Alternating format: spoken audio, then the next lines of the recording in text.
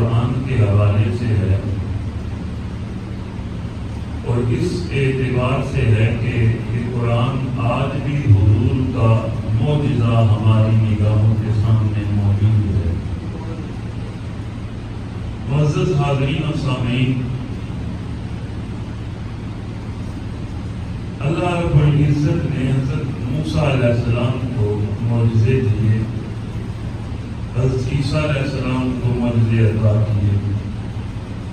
وہ گھوڑے کو ہاتھ لگاتے وہ تندرست ہو جاتا، وہ نابینا کی آنکھوں کے اوپر ہاتھ لگاتے اللہ اسے بینائی عطا کر دیتا۔ غرض یہ ہے کہ وہ کسی مردہ کو ہاتھ لگاتے تو اللہ اسے زندگی عطا کر دیتا۔ تو حاضرین و سامعین، دیگر انبیاء کو اللہ نے ان کے مقام و مرتبے کے اعتبار سے معجزے عطا فرمائے، اور میرے اور آپ کے کریم آقا صلی اللہ علیہ وسلم کی شان یہ ہے کہ حضور سراپائے معجزہ بن کے تشریف لائے۔ حضور کا سارا وجود ہی معجزہ ہے، اور آقا صلی اللہ علیہ وسلم کی آج جو سنتیں ہمارے سامنے ہیں ان کے اوپر عمل ہو رہا ہے وہ بھی معجزہ ہے۔ حضور کی زندگی معجزہ ہے، اور سب سے بڑا معجزہ حضرت گرامی قدر یہ قرآن مقدس ہے۔ آپ حیران ہوں گے کہ یہ سنتوں کا میں نے کہا کہ سنتیں بھی معجزہ ہے۔ سنتیں اس لیے معجزہ ہے کہ معزز حاضرین و سامعین، آج سائنس ریسرچ کر کے اس بات کے اوپر پہنچی ہے کہ اللہ کے رسول صلی اللہ علیہ وسلم نے جو باتیں ارشاد فرمائی، مسواک کے متعلق فرمایا، پانی بیٹھ کے پینے کے متعلق فرمایا، جو بھی سنت لے لیں وہ سنت تحقیق کے بعد سائنس اس بات کے اوپر پہنچی ہے کہ اس بات کے اندر یہ حکمت اور راز ہے جو اللہ کے رسول نے پہلے ارشاد۔ بلکہ آج ایک بڑی خوبصورت میں بات پڑھ رہا تھا کہ جب قرآن مقدس پڑھا جاتا ہے تو بعض جگہوں کے اوپر غنّے کیے جاتے ہیں۔ غنّے کا مطلب یہ ہوتا ہے کہ آپ آواز کو ناک کے اندر لے جائیں۔ بعض لفظ ہر لفظ کے اوپر نہیں کیا جاتا، اگر ہر لفظ کے اوپر کیا جائے تو پڑھنے والا گناہگار ہوتا ہے، لیکن بعض الفاظ ایسے ہیں جن کے اوپر غنّہ کیا جاتا ہے۔ تو جب غنّہ کیا جاتا ہے تو آواز ناک کے اندر چلی جاتی ہے، اور سائنس اور ڈاکٹر اس بات کی تحقیق کر کے اس رزلٹ کے اوپر پہنچے ہیں جب غنّہ کیا جاتا ہے تو اس آواز کے پریشر سے جو آنکھوں کے گرد چھوٹی چھوٹی تاریں ہیں ان کے اوپر پریشر پڑتا ہے، اور پھر اس کی وجہ سے ایک بندہ کینسر جیسی موذی مرض سے نجات پاتا۔ یہ تحقیق کر کے بتایا جا رہا ہے۔ تو غنّہ کیا تلاوت قرآن کی تو اس سے یہ جو ہے وہ اتنی بڑی بیماری سے بچا جا رہا ہے۔ تو حاضرین گرامی قدر پھر ماننا پڑے گا کہ میرے حضور کی آج کے دور کے اندر ہر سنت ہی معجزہ۔ تو سب سے بڑا معجزہ جو اللہ رب العزت نے میرے محبوب کو عطا فرمایا، جو آج بھی موجود ہے، قیامت تک موجود رہے گا، وہ حاضرین گرامی قدر قرآن مقدس ہے۔ اور حاضرین گرامی قدر جب قرآن حضور کے سینہ مبارک کے اوپر نازل ہو رہا تھا تو اس وقت کے جو بڑے بڑے عرب تھے، بڑے بڑے فصحاء زبان دانی کے اوپر جنہیں بڑا ناز تھا، عربی لغت کے اعتبار سے بڑے ماہر تھے، انہیں اپنی زبان کے اوپر، عربی ادب کے اوپر بڑا ناز تھا، ان لوگوں کو قرآن مقدس نے چیلنج دیا۔ کیا کہا کہ اس قرآن کی مثل کوئی صورت ہی لے آؤ۔ حاضرین گرامی قدر آج وہی ہمارا موضوع بھی ہے اور وہی آیت مقدسہ میں نے آپ کے سامنے تلاوت کی ہے۔ اللہ رب العزت نے ارشاد فرمایا وَإِن كُنتُمْ فِي رَيْبٍ مِّمَّا نَزَّلْنَا عَلَىٰ عَبْدِنَا اللہ نے ارشاد فرمایا وَإِن كُنتُمْ، اور اگر تمہیں فی ریب شک ہو، شک میں ہو تم، مما نزلنا، جو ہم نے نازل کیا، علی عبدنا، اپنے بندے کے اوپر، یعنی امام الانبیاء صلی اللہ علیہ وسلم کے اوپر، فَأْتُوا بِسُورَةٍ مِّن مِثْلِهِ، فَأْتُوا کو لے آؤ، بِسُورَةٍ کوئی صورت، مِّن مِثْلِهِ اس کی مثل، پھر ارشاد فرمایا وَادْعُوا، اور بلا لو، شہداءکم، اپنے حمایتیوں کو، اپنے مددگاروں کو، من دون اللہ، اللہ کے علاوہ، اللہ کے علاوہ جتنے تمہارے مددگار ہیں انہیں بھی بلا لو، اور انہیں بلا کے اس سورت کی، اس قرآن کی سورت کی مثل کوئی ایک سورت لے آؤ۔ تو پھر ارشاد فرمایا اگر تمہیں شک ہے تو اس کی مثل لے آؤ۔ پھر آگے اللہ نے ارشاد فرما دیا کہ ان کنتم صادقین، اگر تم سچے ہو، اگر تمہیں اس بات کا شک ہے یہ قرآن جھوٹا ہے، اللہ کی طرف نہیں ہے، تو اس کی مثل کوئی ایک سورت لے آؤ، اور اگر تم سچے ہو، پھر آگے ارشاد فرمایا فَإِن لَّمْ تَفْعَلُوا وَلَن تَفْعَلُوا، پھر اگر ایسا نہ کر سکو، پھر آگے تاکید لگا دی، ارشاد فرمایا وَلَن تَفْعَلُوا، تم ہرگز ایسا نہیں کر سکو۔ پہلے ارشاد فرمایا کہ تم ایسا نہ کر سکو گے، پھر آگے تاکید لگائی لن تفعلوا، تم ہرگز ایسا نہیں کر سکو گے، فاتقوا النار التي، اور ڈرو اس آگ سے، التي وقودها الناس والحجارہ، جس کا ایندھن آدمی اور پتھر ہے، اور عدت للکافرین، جو کافروں کے لیے تیار کی گئی۔ تو عزیزِ گرامی قدر، یہ اس دور کے لوگوں کو چیلنج نہیں تھا، اس دور کے لوگوں کو جنہیں زبان دانی کے اوپر، عربی ادب کے اوپر، اس جو ہے وہ زبان کے اوپر جنہیں بڑا ناز تھا، اور یاد رکھ لیں اتنی کمال کی ان کی شاعری تھی، ادب کمال کا تھا، بڑا انہیں ناز تھا کہ ہم زبان کے حوالے سے بڑے اعلیٰ ہیں۔ تو عزیزِ گرامی قدر، یہ مجھے اور آپ کو یا ایشیا والوں کو چیلنج نہیں دیا گیا، جن کے اوپر قرآن آیا انہیں چیلنج دیا گیا کہ اس قرآن کی مثل کوئی ایک سورت لے آؤ۔ اور برادری میں گرامی قدر، آگے اللہ نے یہ بھی ارشاد فرما دیا تم نہیں لا سکتے، تم ہرگز نہیں لا سکتے۔ تو عزیز گرامی قدر، آ جاؤ اسی کے حوالے سے بات کرتے ہیں۔ زبان دانی کے اعتبار سے جو انہیں بڑا ناز تھا، بڑا فخر تھا، اور بڑے بڑے شعراء تھے ان کے پاس، شاعر تھے جن کی شاعری بڑی عرب کے اندر مشہور تھی۔ عزیز گرامی قدر، انہی شعراء میں ایک شاعر کا نام آتا ہے جسے امرا القیس کے نام سے جانا جاتا ہے۔ کس نام سے؟ سارے بولیں کس نام سے؟ امرا القیس کے نام سے جانا جاتا ہے۔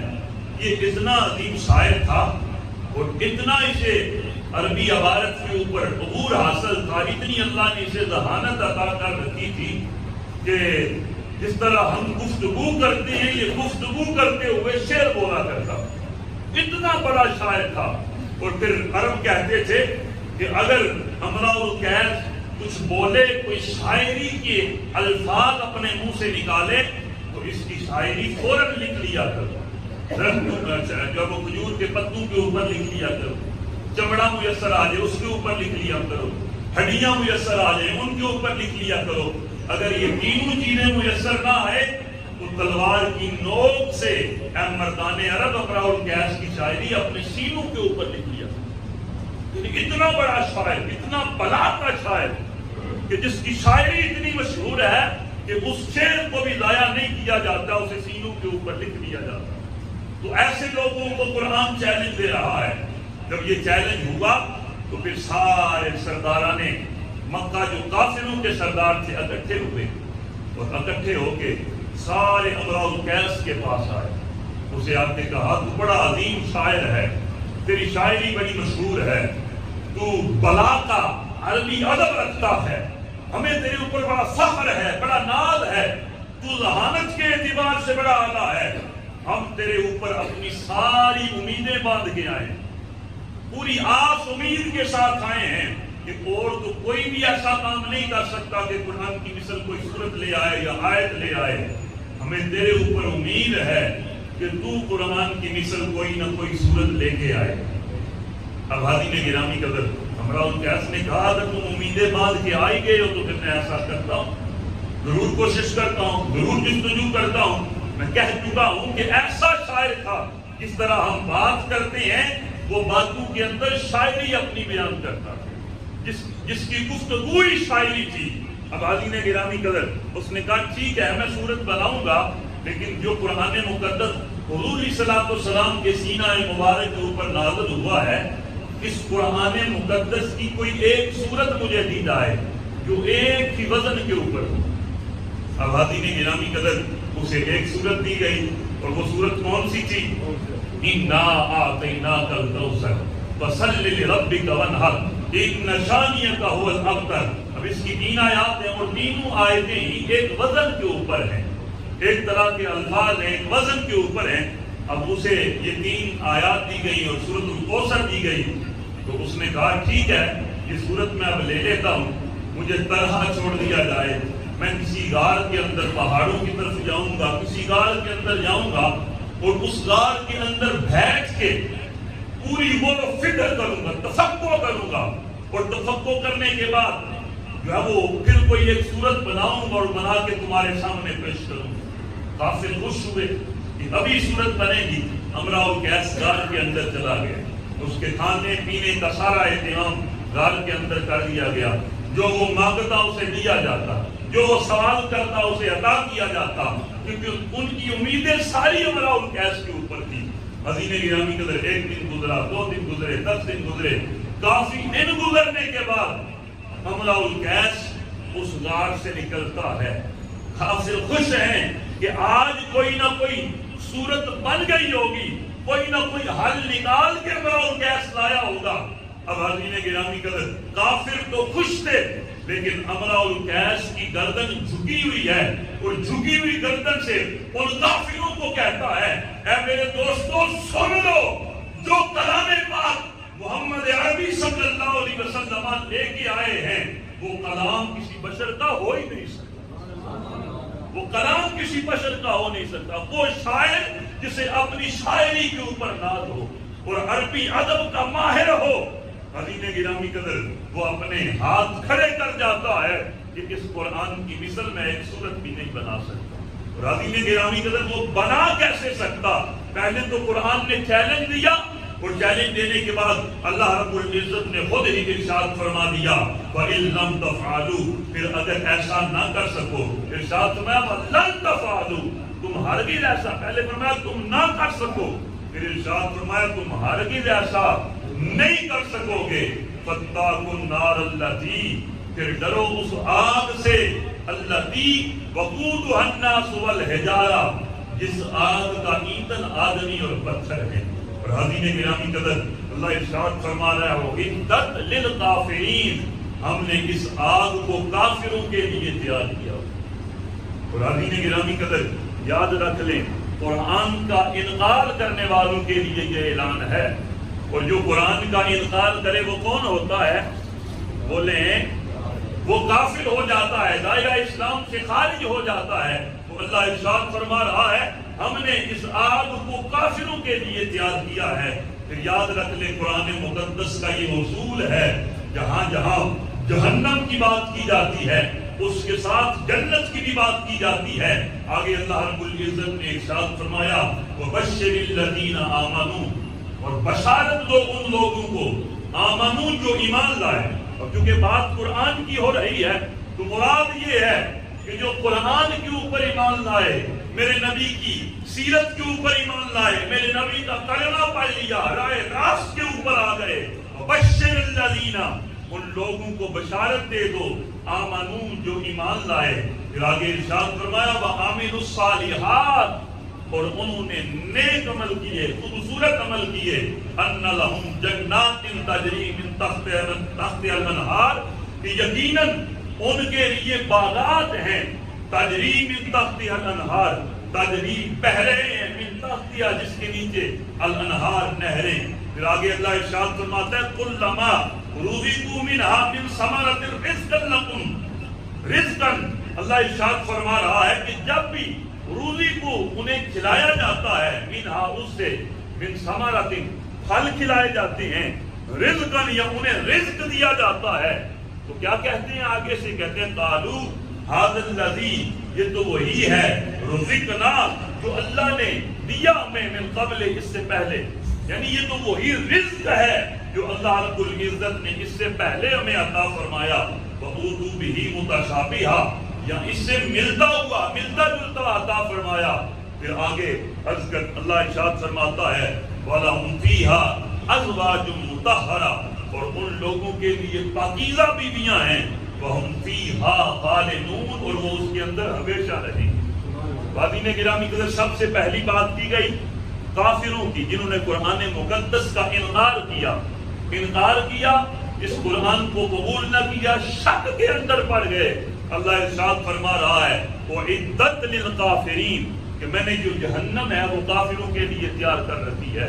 اور پھر آگے حضرین گرامی قدر اللہ رب العزت نے اپنی جنت کا تذکرہ دیا، اور جنت کا تذکرہ کرنے کے ساتھ یہ ارشاد فرمایا جو ایمان لے آئے میری بارگاہ میں آ جائے میں اسے رزق بھی دیتا ہوں، جنت کی نعمتیں بھی دیتا ہوں، اور ازواج بھی عطا کرتا ہوں. اور پھر ساتھ ارشاد فرمایا کوئی یہ نہ سمجھے کہ مجھے وہاں موت آ جائے گی، سنا اسے موت نہیں آئے گی، وہ ہمیشہ کی زندگی وہیں پہ بسر کرے. آ جاؤ رسول اللہ صلی اللہ علیہ وسلم کے غلاموں، اللہ نے ہمیں ایمان کی دولت عطا فرمائی، تو آ جاؤ ایک بات کی کمی ہے، ہم عمل کرنے والے بن جائیں. ایمان مل گیا یہ حضور کا صدقہ ہے، اور آ جاؤ ہم نیک عمل کرنے والے بن جائیں. پھر اس رب کا وعدہ ہے اور رب ضرور کرم فرمائے گا. فرمائے راجہ عمران صاحب اپنی والدہ